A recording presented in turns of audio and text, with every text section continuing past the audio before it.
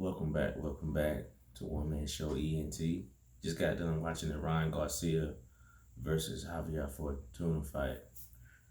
Now, I'm not gonna sit here and act like I follow um, Javier Fortuna's career or anything, but getting in that ring, I mean, it was very clear that Ryan was the much bigger guy, and love him or hate him, Ryan Garcia. I mean, he's shown time again that he can punch. Now, instead of assessing the fight, for those of you who may not have seen it, I encourage you to go watch the fight because there's a lot of judgment on whether Ryan Garcia can hang with the elite of the division. Well, I mean, he has what 23 victories now, I think. Um, Almost all of them are knockouts. So we can definitely say one thing we do know, he has power. And I noticed tonight that Devin Haney was at the fight because they interviewed him. Now, this fight was taking place on DAZN. So unless you have DAZN or if you support the PBC or whatever, I mean, I watch boxing. Now, Ryan fought at 140 tonight, and he made a statement in the post fight that he was not going back down to 135. So that led me to believe that there could be a direct message to Devin Haney saying, well, I mean, you're here to fight, but I'm not looking to fight you because you are the undisputed lightweight champion, which last time I checked was 135 pounds. But we all know that Devin is a pretty big lightweight and could move to super lightweight, junior welter, whatever you want to call it, and they could make that fight happen. But the main person that Ryan mentioned in the post fight was Gervonta Tank Davis.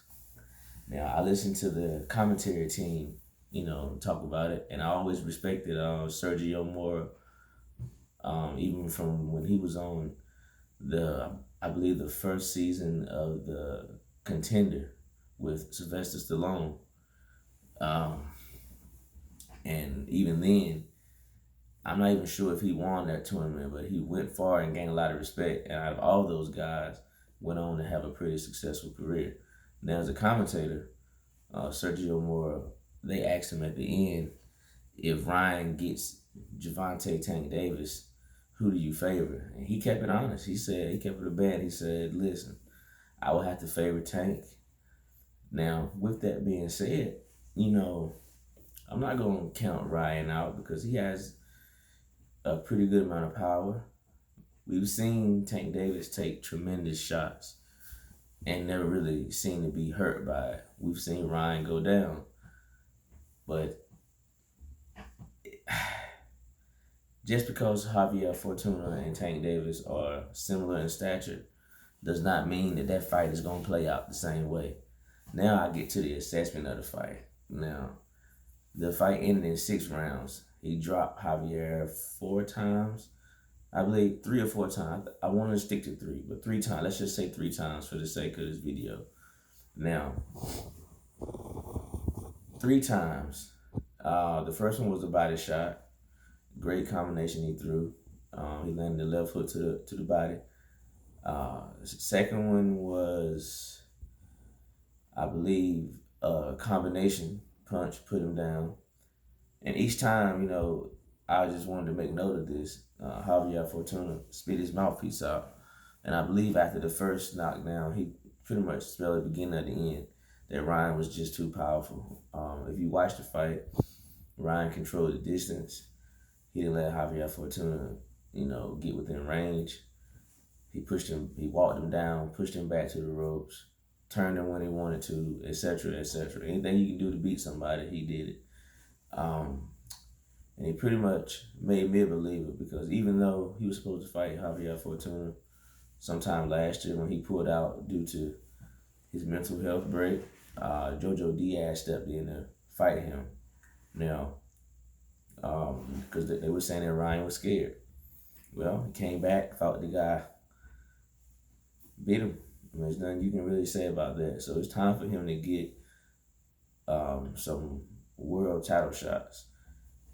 I mean, he's really done everything you can do as a prospect, and now he's a contender. So I mean, it's time for him to get a shot. But me personally, if I had to put my money on it, he's not going to be able to do that to Gervonta Tank Davis. Tank Davis is a whole nother animal. We're talking about boxing IQ. Has shown that he can fight at 140 and beat tall, rangy fighters. And I'm just gonna be honest. I was at the Gervonta Davis versus Mario Barrios fight last year in Atlanta, and that was a great fight. Mario put up a great fight, hit Tank with some big shots. A full-fledged 140, and which is fighting at welterweight right now. So yeah, it's gonna take more than a hook and some body shots to stop Tank Davis, because just like Javier Fortuna didn't want to run up in there on Ryan Garcia ain't gonna run up in there on Tank Davis. I mean, you can't tell me that Rolly doesn't hit just as hard as Ryan Garcia. Now, Ryan Garcia's skill set is different. I will give him that. But at times during this fight, if this were Tank Davis in there and let's say he hurt Tank Davis, he can't continue to come in and press the issue with Tank Davis like he did with Javier Fortuna, or he's going to find himself either knocked down or knocked out. It's a whole different animal. But all I can do is, like the rest of y'all, is just wait and see. And I'm a fan of the sport, and I'm a fan of boxing. Don't forget to like, share, subscribe to the channel. It's your boy B. I'm out. One man show.